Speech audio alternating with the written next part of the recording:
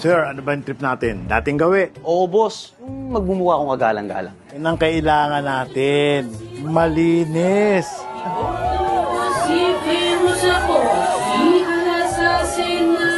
Alam mo ba yung mga tumatakbo na yan sa eleksyon? Sobrang pabida. Tama ka, boss.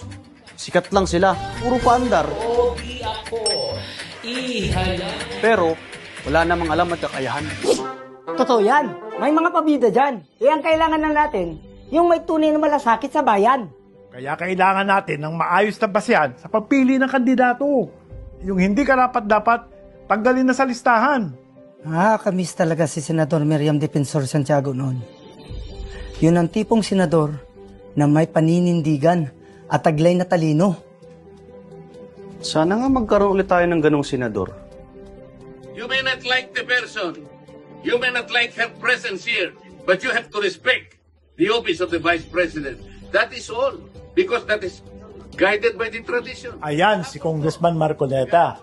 Matalino, matapang, may integridad at laging nasa tama.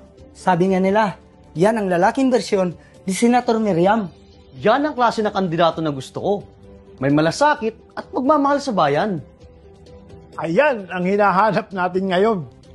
Hindi lang matalas at matalino, kundi malinis pa at pulido ang serbisyo. Ang in-affirm ng court, yung suspension, hindi yung pagbabayan ng maximum fine. Meron kang intellectual dishonesty rito eh. Sana si Marcoleta ang iluklok natin sa Senado. Yung may alam sa paggawa ng batas at may prinsipyo. Yan ang dapat na nasa Senado. Maayos, malinis at pulido. May integridad. O boss, kay Marcoleta, may pag-asa pa. Save our country, save our country, Marcoleta! Kung gusto mo ng tunay na pagbabago, pumili tayo ng bago. Kay Marcoleta, may pag-asa ka.